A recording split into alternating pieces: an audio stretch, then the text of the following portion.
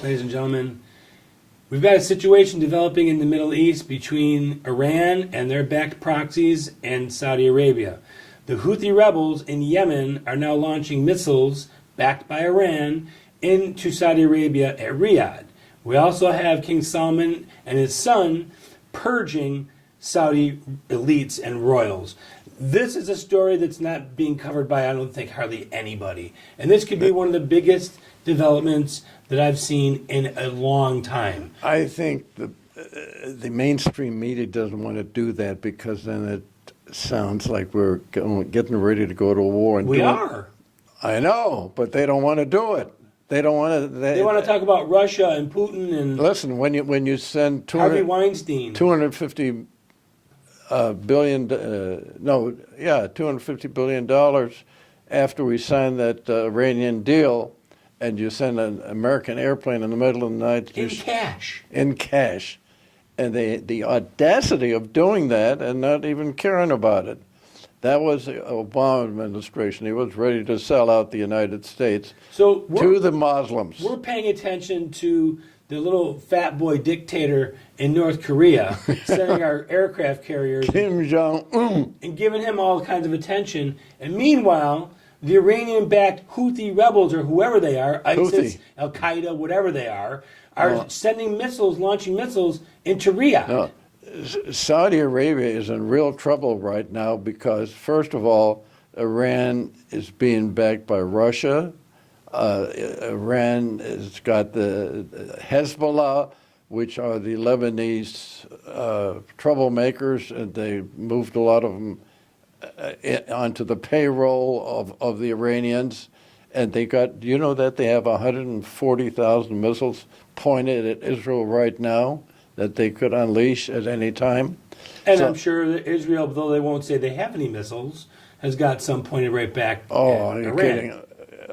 Israel's the fourth largest producer, or not producer, but reserve of, shall we say, hydrogen bombs. Armaments? No, bombs, hydrogen bombs. They've been very quietly developing their own.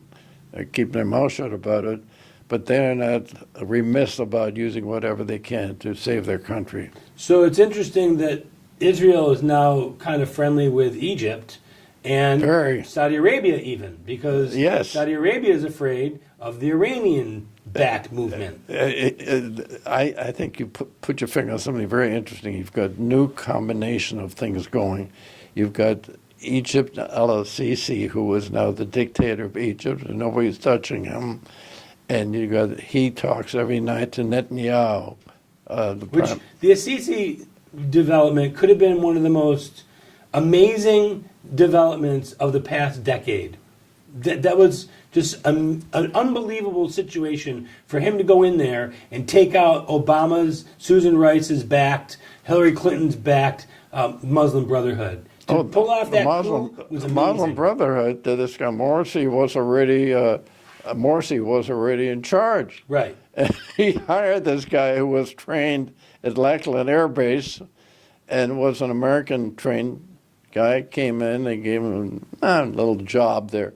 Before you know it, he climbed the ladders, and before you know it, he called on his friends, and they got rid of this guy Morsi, and got rid of the Brotherhood. So how close are we to actually having a big-scale war break out between Iran and Saudi Arabia?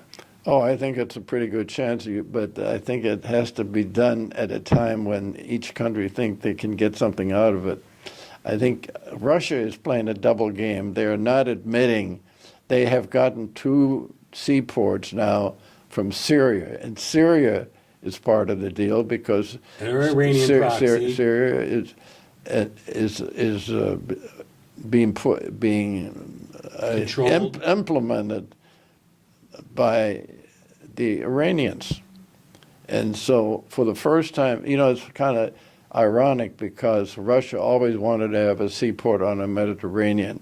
The only time they got it was under Vladimir Putin, who now has 2 major seaports. So you've got the Iranians are a huge power country in that part of the world, and they got this Revolutionary Guard group, which is like the German SS. They'll kill anybody And at they've the been drop of a building head. and building over the past couple decades their military, their arms, their ballistic missiles, and Saudi Arabia has been doing nothing. And let's not forget that that it was Carter, our President Carter, who I believe the guy's name was Andrew Young, convinced Carter that if we can get Khomeini out of house arrest where he was in France, pressure the French to let him go, we'll have a good government. Yeah, they had a good government. They came off, they got rid of the Shah, pushed him out of their country right away. One of the worst geopolitical blunders in history. It was, really. So we were responsible. We didn't have to do that.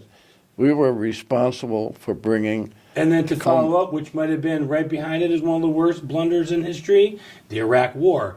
Now taking Saddam Hussein away from being the buffer to the Iranians. I'm glad you brought that up, because our greatest friend for the long term to keep Iran in balance was Saddam Hussein. And that was, of course, under George W. Bush. Correct. Is that we should, because they were supposed to have missiles of mass destruction, which they never had. So we took away the one block against the Iranians because they balanced each other off in an 8-year war. I remember Kissinger was making the statement, isn't it a shame we couldn't have kept that war going indefinitely, then we wouldn't have had the problem that we now have. Well, he's probably right. He was right. So now, I don't understand why King Salmon and his son are suddenly purging the elites and the royals in Saudi Arabia. These are multi-billionaires that he's removing and putting in exile or putting in jail.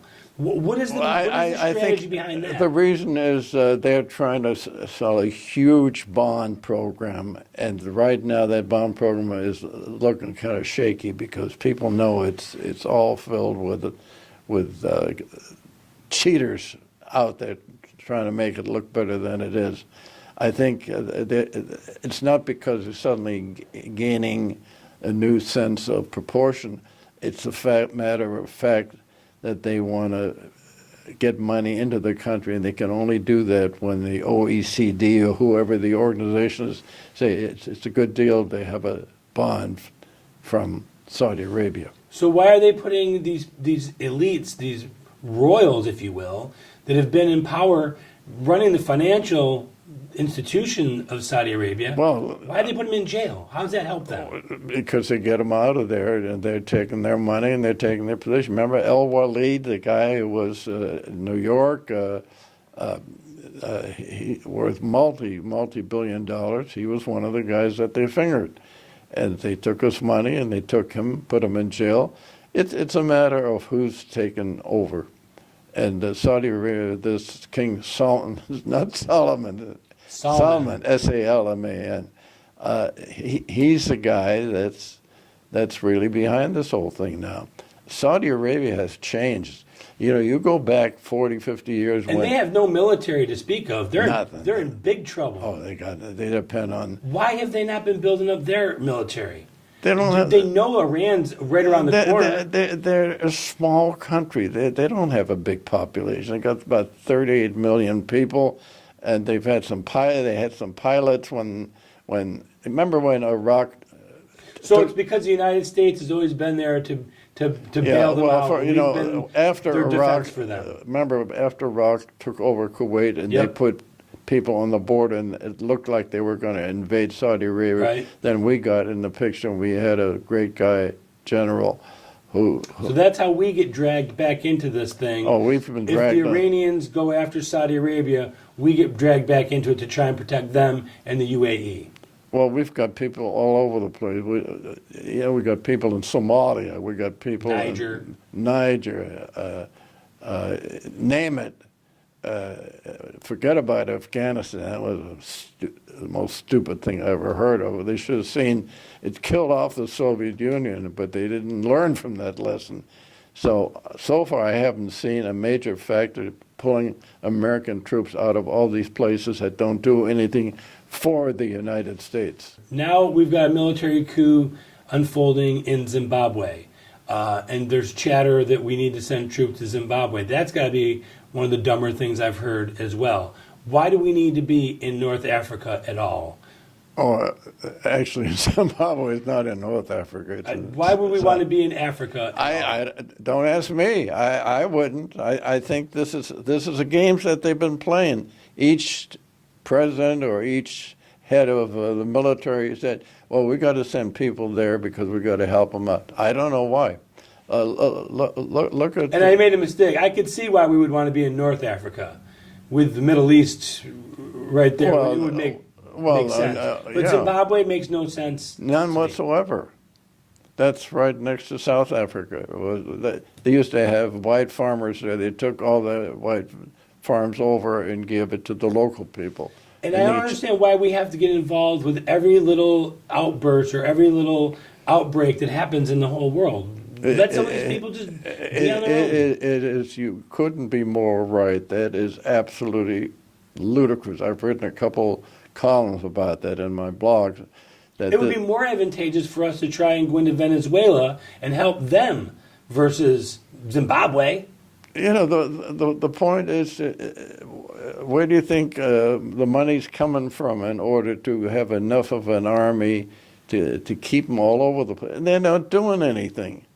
And then you get to the Bergdahl situation, the guy that deserted, should have gone to jail for life. Yeah, but he was a friend of Obama's. Obama, remember, brought his whole family in. Oh, they were speaking Arabic fluently in the Rose Garden. Absolutely.